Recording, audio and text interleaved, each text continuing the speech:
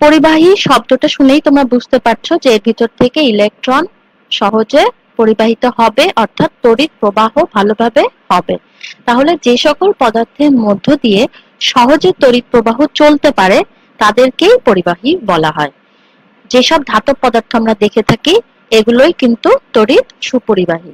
তার মধ্যে আছে উদাহরণস্বরূপ আমরা যদি বলি যে তামা, রূপা, লোহা, অ্যালুমিনিয়াম ইত্যাদি, এগুলো কিন্তু পরিবাহীর উদাহরণ।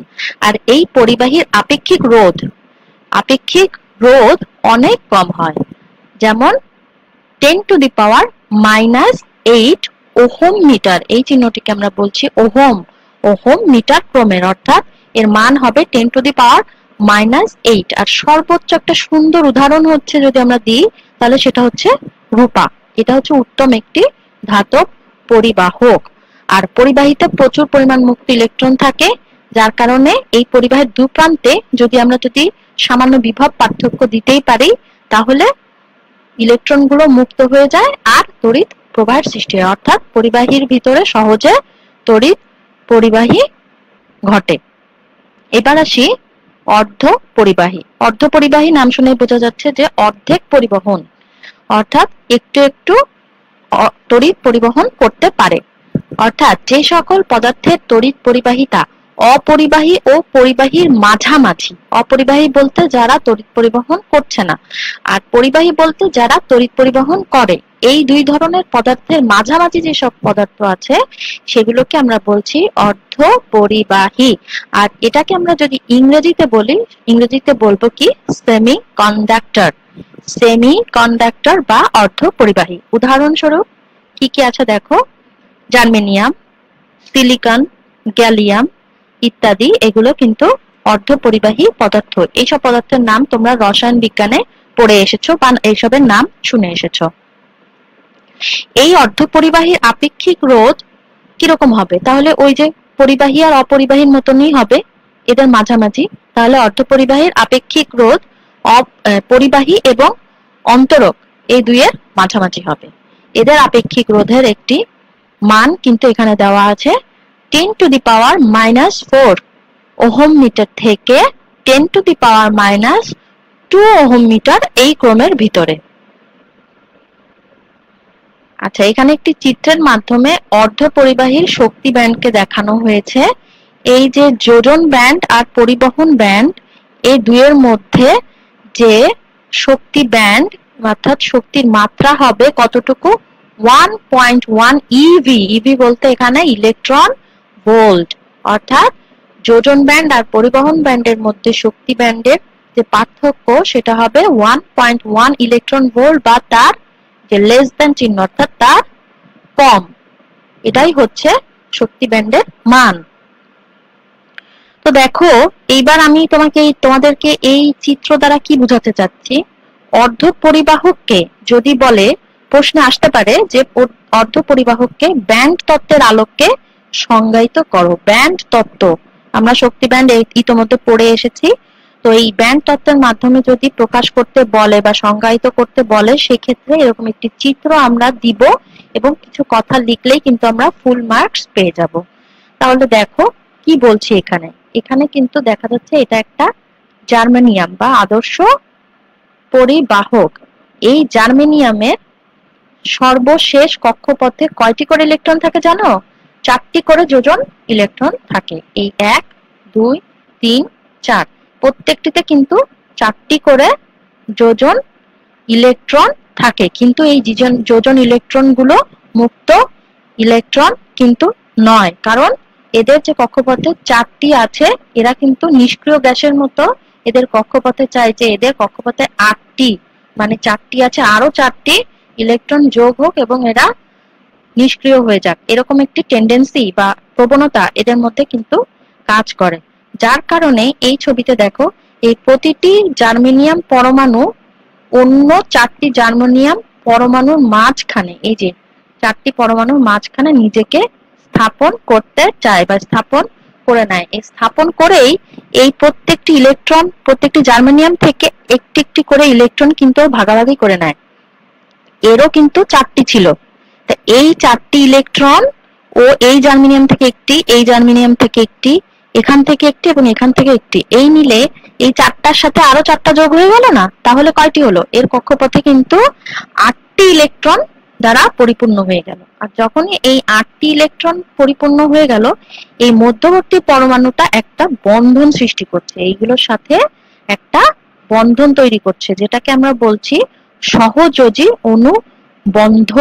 সহযোজী অনুবন্ধ অর্থাৎ এদের ইলেকট্রনের সাথে এই যে যারা আশেপাশে আছে জার্মেনিয়াম, এদের ইলেকট্রনের সাথে এই ইলেকট্রনের মধ্যে একটি সরাসরি অনুবন্ধন তৈরি হলো, অর্থাৎ ইলেকট্রনগুলো একটা একটা আরেকটার সাথে সম্পৃক্ত হয়ে গেল এবং অর্ধপরিবাহকে যোজন ইলেকট্রনগুলো আর মুক্ত থাকলো না। তাহলে এভাবেই যদি কোনো প্রশ্ন এসে থাকে যে ব্যান্ড তত্ত্বের আলোকে কিভাবে একে সংজ্ঞায়িত করা যায়, তাহলে জাস্ট এই ছবিটা তোমরা এঁকে দেবে আর তার সাথে একটু বর্ণনা আমি যেভাবে বললাম এভাবে লিখে দেবে, তাহলেই কিন্তু তোমরা ফুল মার্কস পেয়ে যাবে। তো এবার আসি অর্ধপরিবাহীর বৈশিষ্ট্য। পরম শূন্য তাপমাত্রায় এরা অন্তরকের ন্যায় কাজ করে। অন্তরক কি আগেই বলেছি, যারা তড়িৎ পরিবহন কিন্তু করে না। তাহলে পরম শূন্য তাপমাত্রা যখন হয়ে যাবে তখন এই অর্ধপরিবাহী অপরিবাহীর মতো বা অন্তরকের মতো কাজ করবে। কক্ষ তাপমাত্রায় সাধারণত আপেক্ষিক রোধ 10⁻⁻4 ওহম মিটার থেকে 10⁻⁻2 ওহম মিটারের মধ্যে হয়ে থাকে, এটা আমি আগেই বলেছি। এই অর্ধপরিবাহীর সাথে যদি কোনো অপদ্রব্য যোগ করা হয় তাহলে তড়িৎ পরিবাহিতা কি হবে? বাড়বে। অপদ্রব্য যোগ করলেই তড়িৎ পরিবাহিতা কিন্তু বৃদ্ধি পাবে। একটি নির্দিষ্ট তাপমাত্রার পালা পর্যন্ত এর রোধ তাপমাত্রা বৃদ্ধির সাথে সাথে কমবে বা হ্রাস পাবে। আর আগেই ছবির মাধ্যমে তোমাদেরকে দেখিয়েছি যে পরিবহন ব্যান্ড ও যোজন ব্যান্ডের মধ্যে যে শক্তির পার্থক্য সেটা হচ্ছে 1.1 বা 1.1 ইলেকট্রন ভোল্ট বা তার চাইতে কম। আর কক্ষ তাপমাত্রায় অর্ধপরিবাহীর পরিবহন ব্যান্ড আংশিক পূর্ণ ও যোজন ব্যান্ড আংশিক কি থাকে? খালি থাকে। তো অর্ধপরিবাহীর বৈশিষ্ট্য এই প্রশ্ন কিন্তু পরীক্ষায় আসলে সহজে লিখে দিতে পারবে। অর্ধপরিবাহী আবার দুই রকমের, ঠিক আছে? একটা হচ্ছে বিশুদ্ধ বা অন্তর্জাত অর্ধপরিবাহী আর আরেকটি হচ্ছে অবিশুদ্ধ বা বহির্জাত পরিবাহী। তাহলে প্রথমে আসি বিশুদ্ধ বা অন্তর্জাত অর্ধপরিবাহী। যেসব অর্ধপরিবাহীতে কোনো অপদ্রব্য বলতে আসলে ভেজাল, হ্যাঁ, কোনো অপদ্রব্য থাকে বা মেশানো হয় না, অর্থাৎ বিশুদ্ধ মানে কি? যেখানে কোনো ভেজাল থাকে না, অর্থাৎ এই অর্ধপরিবাহীতে কোনো রকম অপদ্রব্য মিশ্রিত থাকবে না। উদাহরণস্বরূপ কি বলা যায়? যেসব পদার্থের পরমাণুর সর্ববহিস্থ কক্ষে সর্বোচ্চ 8টি ইলেকট্রনের স্থানে 4টি যোজন ইলেকট্রন বিদ্যমান থাকে। 8টির জায়গায় কয়টি থাকবে? 4টি। এবং এরা কি হবে? পর্যায় সারণীর চতুর্থ গ্রুপের সদস্য। তোমরা রসায়নে পড়েছো পর্যায় সারণীর সেই গ্রুপের মধ্যে চতুর্থ গ্রুপের যেসব পদার্থ আছে সেইগুলোর সদস্য এরা হবে, অর্থাৎ বিশুদ্ধ অর্ধপরিবাহীর ভিতরে চতুর্থ গ্রুপের সদস্যরা পড়বে। উদাহরণস্বরূপ কি বলছি? সিলিকন, জার্মেনিয়াম, টিন ইত্যাদি, এগুলো হচ্ছে বিশুদ্ধ অর্ধপরিবাহী। আর এতে মুক্ত ইলেকট্রন খুবই কম থাকে, যার কারণে তড়িৎ পরিবাহিতাও কিন্তু খুবই কম হয় এবং এগুলো বাস্তবে কোনো কাজেই লাগে না। অবিশুদ্ধ মানে কি? ভেজাল।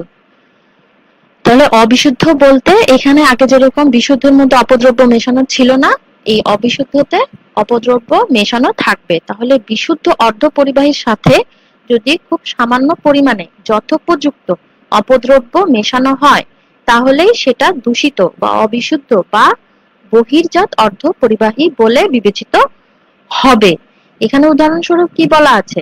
যে বিশুদ্ধ জার্মেনিয়াম, সিলিকন অর্ধপরিবাহীর সাথে কি মেশানো হচ্ছে? দেখো, বোরন, অ্যালুমিনিয়াম, ফসফরাস, আর্সেনিক ইত্যাদি অপদ্রব্য যখনই মেশানো হচ্ছে তখনই সেটা বহির্জাত অর্ধপরিবাহী হিসেবে বিবেচিত হচ্ছে। এবার আসি পি টাইপ অর্ধপরিবাহী। অর্ধপরিবাহী এখানে আবার দুই রকমের বলা আছে, পি টাইপ এবং এন টাইপ। পি টাইপ এবং এন টাইপ দুটোই আমরা পড়বো। তো পি টাইপ অর্ধপরিবাহী কি? কোনো বিশুদ্ধ অর্ধপরিবাহীর সাথে যদি সামান্য পরিমাণ ত্রিযোজী মৌল মানে যেসব মৌলের যোজন ইলেকট্রন আছে কয়টি? 3টি। 3 মানে 3। তাহলে সামান্য পরিমাণ ত্রিযোজী মৌল যদি অপদ্রব্য হিসেবে মেশানো হয় তাহলে সেখানে পি টাইপ অর্ধপরিবাহী তৈরি হয়। এই চিত্র দ্বারা আমরা কি বুঝতে পারি দেখো, এই জার্মেনিয়াম, এগুলো কিন্তু জার্মেনিয়াম, জিই বলতে আমরা জার্মেনিয়াম বোঝাচ্ছি। এই জার্মেনিয়াম পরমাণুতে যদি উপযুক্ত মাত্রায় একটি ত্রিযোজী মৌল মানে হচ্ছে যার 3টি যোজন ইলেকট্রন আছে। এখানে উদাহরণস্বরূপ আমি বলছি গ্যালিয়াম, জিএ বলতে গ্যালিয়াম আর জিই বলতে জার্মেনিয়াম। তাহলে জিএ অর্থাৎ গ্যালিয়াম যদি আমি মেশাই তাহলে এই ক্লাসের গঠনের কিন্তু কোনো পরিবর্তন হয় না, কিন্তু এই পাশে যে চতুর্যোজী ধাতু থাকে, চতুর্যোজী ধাতু কোনটি? জার্মেনিয়াম, অর্থাৎ যোজন সংখ্যা 4, এর সাথে একটা সহযোজী বন্ধন তৈরি করে। হ্যাঁ, তাহলে এর কয়টি ইলেকট্রন ছিল? এর ছিল 3টি, আর এই জার্মেনিয়ামের ছিল 4টি। 4 আর 3 কয়টি হলো? 7টি। তাহলে কি আমাদের 8টা ইলেকট্রন দ্বারা কক্ষপথ পূর্ণ করতে হয় বলে এখানে কিন্তু একটি ইলেকট্রনের ঘাটতি আছে। তাহলে এই জাতীয় অপদ্রব্য যখনই মেশানো হবে সেখানে একটি এই যে পজিটিভ হোল তৈরি হবে, যেহেতু একটি ইলেকট্রন ঘাটতি আছে। তাহলে এই ইলেকট্রন ঘাটতির জন্য এই হোলটি মানে ইলেকট্রন হোল যে তৈরি হয়েছে, এখানে এই হোলটা পূরণ করার জন্য একটা ইলেকট্রন প্রয়োজন হবে না? তাহলে এখানে একটা ইলেকট্রন প্রয়োজন হয় এবং এদেরকে বলা হয় গ্রাহক পরমাণু, অর্থাৎ গ্রহণ করে যারা, তারাই গ্রাহক পরমাণু। এই যে জার্মেনিয়াম আছে, এই জার্মেনিয়ামে প্রতিটি যে গ্যালিয়াম আছে, এই গ্যালিয়াম কিন্তু একটি করে হোল সৃষ্টি করছে। তাহলে লক্ষ লক্ষ এই যে গ্যালিয়াম এখানে লক্ষ লক্ষ হোল সৃষ্টি করবে না? একটি গ্যালিয়াম যদি একটি হোল সৃষ্টি করে তাহলে লক্ষ লক্ষ গ্যালিয়াম লক্ষ লক্ষ হোল সৃষ্টি করবে।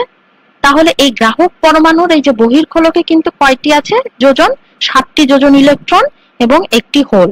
তাহলে এই হোলটি একটি ইলেকট্রন দ্বারা পূর্ণ হলে কি হয়? এই পরমাণুর খোলকের গঠনটা স্থিতিশীল হয়। তো ধনাত্মক হোলটি হবে কি? পজিটিভ ধনাত্মক হোল। ঠিক আছে, হোল বলতে আমরা বুঝবো ধনাত্মক হোল।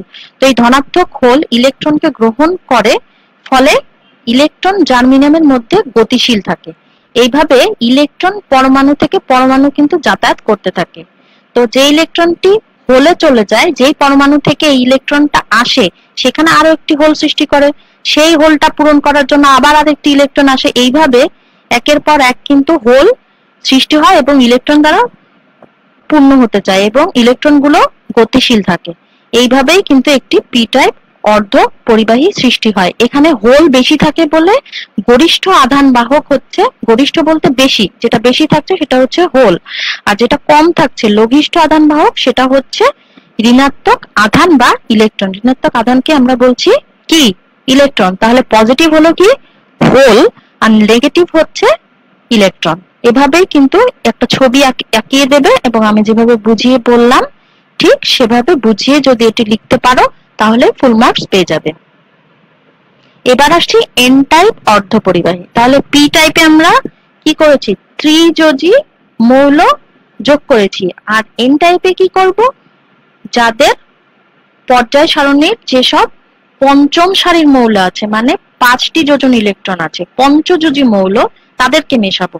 তাহলে ওখানে মিশিয়েছিলাম ত্রিযোজী মৌল, এখানে মিশাবো পঞ্চযোজী মৌল। তাহলে কোনো বিশুদ্ধ অর্ধপরিবাহকে যদি সামান্য পরিমাণ পঞ্চযোজী বা পর্যায় সারণীর পঞ্চম সারির মৌলগুলোকে অপদ্রব্য হিসেবে যদি আমরা মিশাই, সেখানে আমরা পাবো এন টাইপ অর্ধপরিবাহী। এখানেও দেখো জি বলতে আমরা জার্মেনিয়াম বোঝাচ্ছি এবং এএস বলতে আমরা এখানে আর্সেনিক বোঝাচ্ছি। এই আর্সেনিকের কিন্তু 5টি যোজন ইলেকট্রন আছে।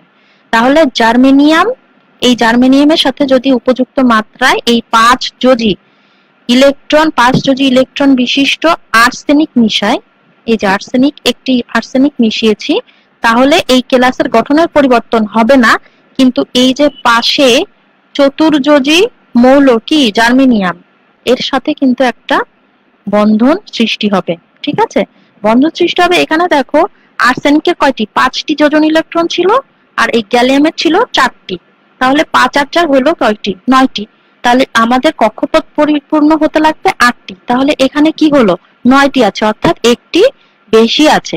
আগেরটায় যেরকম একটি কম ছিল আর এখানে আছে একটি বেশি। এটি হচ্ছে একটি মুক্ত ইলেকট্রন। কি আছে এখানে? একটি মুক্ত ইলেকট্রন। এই ইলেকট্রনকে যদি সামান্য পরিমাণে শক্তি প্রদান করা হয় সেক্ষেত্রে এটি মুক্ত হয়ে যায়। আর যখনই মুক্ত ইলেকট্রন তৈরি হবে তখন অর্ধপরিবাহকের পরিবাহকত্ব কিন্তু আস্তে আস্তে বাড়বে। তাহলে এই পঞ্চযোজী অপদ্রব্য ইলেকট্রন দান করছে বলে একে বলা হচ্ছে কি? দাতা ইলেকট্রন। ইলেকট্রন দান করছে বলে একে বলা হচ্ছে দাতা ইলেকট্রন। এই জার্মেনিয়াম প্রতিটি আর্সেনিককে একটি করে ইলেকট্রন দিচ্ছে। তাহলে একটি আর্সেনিক যদি একটি ইলেকট্রন দেয় সেক্ষেত্রে হাজার হাজার লক্ষ লক্ষ আর্সেনিক কি করবে? লক্ষ লক্ষ ইলেকট্রন দান করবে। তাহলে এন টাইপ বস্তু যেটা তৈরি হবে সেটা ইলেকট্রন সমৃদ্ধ একটা বস্তু তৈরি হবে। আর এখানে সবচেয়ে বেশি পরিমাণে কি থাকবে? ইলেকট্রন। পি টাইপে যেরকম সবচেয়ে বেশি ছিল পজিটিভ হোল, এইখানে সবচেয়ে বেশি পরিমাণে থাকবে ঋণাত্মক আধান বা ইলেকট্রন। তাহলে সবচেয়ে বেশি থাকবে ইলেকট্রন আর সবচেয়ে কম থাকবে হচ্ছে হোল বা পজিটিভ হোল, যেটা আমরা পি টাইপে দেখে এসেছি। তাহলে বোঝা গেল পি টাইপ আর এন টাইপ অর্ধপরিবাহী বলতে আমরা কি বুঝছি বোঝা গেছে। এবার আসি আমরা পি এন জাংশন। একটি পি টাইপ অর্ধপরিবাহী এবং একটি এন টাইপ অর্ধপরিবাহীকে যদি আমরা বিশেষ প্রক্রিয়ায় পরস্পরের সাথে সংযুক্ত করি তাহলে সেটাকে বলা হবে পি এন জাংশন। নাম শুনেই বোঝা যাচ্ছে একটি পি টাইপ অর্ধপরিবাহী থাকবে আর একটা এন টাইপ অর্ধপরিবাহী থাকবে। দুইটার সমন্বয়ে তৈরি হবে পি এন জাংশন ডায়োড। এখন একটি পি টাইপ, এখানে দেখা যাচ্ছে এইটা পি টাইপ অর্ধপরিবাহক, এটা দেখা যাচ্ছে এন টাইপ অর্ধপরিবাহক। এই পি টাইপ অর্ধপরিবাহকের ভিতরে এই যে অনেক হোল আছে, এই গোল গোল গুলো এগুলো কিন্তু হোল। হ্যাঁ, আর এই হোলের সমপরিমাণ ঋণাত্মক গ্রাহক আয়ন, এই যে মাইনাস দেয়া যেগুলো, এগুলো ঋণাত্মক গ্রাহক আয়ন। হ্যাঁ, এগুলো থাকবে। আর এই পাশে দেখো এন টাইপ অর্ধপরিবাহক, এখানের মধ্যে অনেক মুক্ত ইলেকট্রন, এই যে ছোট ছোট কালো কালো যেগুলো দেখা যাচ্ছে এগুলো কিন্তু মুক্ত ইলেকট্রন এবং অতি অল্প সংখ্যক হোল থাকবে। তাহলে এইদিকে হোল বেশি থাকবে, তার সাথে ইলেকট্রন থাকবে, আর এদিকে ইলেকট্রন বেশি থাকবে আর অল্প সংখ্যক হোল থাকবে। এবার পিএন জংশন যখন তৈরি করা হবে তখন এই পি অঞ্চলে হোলের সংখ্যা বেশি বলে এই পি অঞ্চলে এই হোলগুলো এন এর দিকে যেতে চেষ্টা করবে। এটা ব্যাপন প্রক্রিয়ায় হবে। ব্যাপন প্রক্রিয়ার মাধ্যমে এখান থেকে এদিকে পি অঞ্চল থেকে হোলগুলো চলে যাবে এন অঞ্চলে। একইভাবে এই এন অঞ্চল থেকে কিছু ইলেকট্রন চলে আসবে এই দিকে। তাহলে এই দিকের হোলগুলো যাচ্ছে এই এন অঞ্চলে আর এন অঞ্চল থেকে মুক্ত ইলেকট্রন আসছে এই দিকে। এইভাবে যখন ইলেকট্রন আদান প্রদান গতিশীল থাকবে, চলমান থাকবে, চলমান থাকতে থাকতে একটি পর্যায়ে এই পাশ এবং এই পাশ অর্থাৎ পি টাইপ এবং এন টাইপে হোল সংখ্যা এবং ঋণাত্মক আয়ন সংখ্যা কিন্তু সমান সমান হয়ে যাবে। তখন একটি জাংশন তৈরি হবে বা একটা বিভেদ প্রাচীর তৈরি হবে যখন ইলেকট্রন আদান প্রদান বা হোলের আদান প্রদান বন্ধ হয়ে যাবে আর যাওয়া আসা করবে না। তখন এখানে যে বাধা তৈরি হবে এই বাধার এই স্তর, এক পাশে থাকবে পি অঞ্চল অর্থাৎ এই যে এই পাশটা দেখা যাচ্ছে পি অঞ্চল, এই পাশে দেখা যাচ্ছে এন অঞ্চল। এখানে যে বিভেদ তৈরি হবে এইটিকে বলা হবে মুক্ত চার্জহীন স্তর বা নিঃশেষিত স্তর বা ডিপ্লেশন স্তর। এখন এই পিএন জংশনে বহিস্থ একটি ভোল্টেজ প্রয়োগ করলেই তড়িৎ প্রবাহ শুরু হয়ে যাবে। তাহলে বোঝা গেল পিএন জংশনটি কিভাবে কাজ করছে। এবার আসছি ট্রানজিস্টর। 1948 সালে যুক্তরাষ্ট্রের বেল টেলিফোন ল্যাবরেটরি তিনজন গবেষক জে বার্ডিং, ডব্লিউ ব্রাটেন ও ডব্লিউ সকলে ট্রানজিস্টর আবিষ্কার করেছেন। ট্রানজিস্টর দুর্বল তড়িৎ সংকেতকে বিবর্ধন করতে পারে এবং উচ্চ গতি সম্পন্ন সুইচ হিসেবে ব্যবহার করা যায়। এখানে দেখা যাচ্ছে দুই শ্রেণীর অর্ধপরিবাহক দিয়ে তিনটি ট্রানজিস্টর তৈরি করা যায়।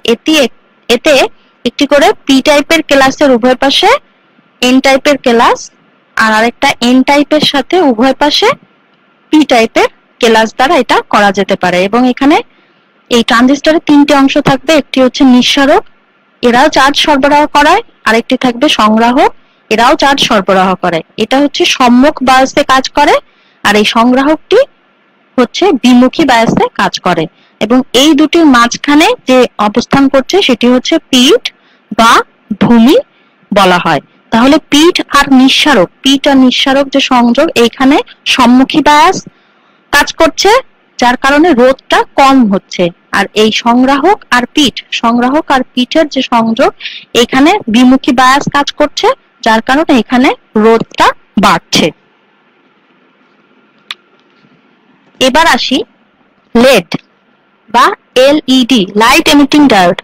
গ্যালিয়াম আর্সেনাইড ফসফাইড অর্ধপরিবাহী পদার্থ দ্বারা তৈরি ডায়োড সম্মুখ ঝোঁক প্রাপ্ত হয়।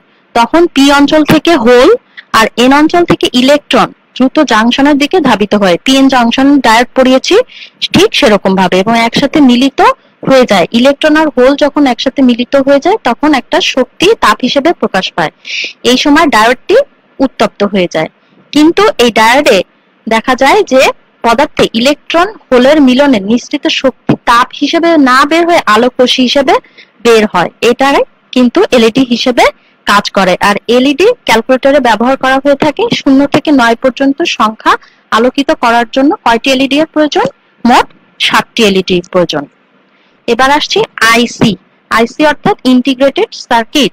সিলিকন চিপও একে বলা হয়। এটি এক ধরনের মাইক্রো অর্থাৎ খুবই ক্ষুদ্র এক ধরনের ইলেকট্রনিক ডিভাইস, যাতে অনেকগুলো ট্রানজিস্টর, ডায়োড, রেজিস্টর, ক্যাপাসিটর ইত্যাদি কম্পোনেন্ট সিলিকন চিপের উপরে নির্মাণ করে জোড়া লাগিয়ে দেওয়া হয়। এই আইসি ব্যবহারের কিছু সুবিধা আছে। সুবিধা কি? আইসিতে কানেকশনের সংখ্যা কম বলে ভুল হওয়ার পরিমাণও খুব কম থাকে, বিশ্বাসযোগ্যতা বেশি হয়। ইহা আকারে খুবই ক্ষুদ্র, যেটা বলেছি মাইক্রো অর্থাৎ খুব ক্ষুদ্র আকারের। ইহা ওজনে খুবই হালকা এবং আইসিতে খুব কম পাওয়ারের প্রয়োজন হয়। এটি সর্বোচ্চ মাত্রায় ভালো কাজ করতে পারে। এটি তৈরি খরচ খুবই কম, তাই সুলভ মূল্যে পাওয়া যায়। এর অসুবিধা কি আছে? এর ভিতরে যে কম্পোনেন্ট গুলো থাকে এগুলো এত ক্ষুদ্র যে এগুলো কিন্তু নষ্ট হয়ে গেলে পরিবর্তনের প্রয়োজন হয় এবং এটা খুবই তখন সমস্যা তৈরি করে। এটা হাই ভোল্টেজে অপারেট করা যায় না। আইসি চিপের মধ্যে কয়েল ও ট্রান্সফরমার ব্যবহার করা যায় না। আর 10 ওয়াটের বেশি পাওয়ারের আইসি এখন পর্যন্ত কিন্তু তৈরি করা সম্ভব হয়নি। শিক্ষার্থীরা, তোমাদের সকলকে ধন্যবাদ এতক্ষণ ধৈর্য সহকারে ক্লাসটি করেছো তোমরা। আমি চেষ্টা করেছি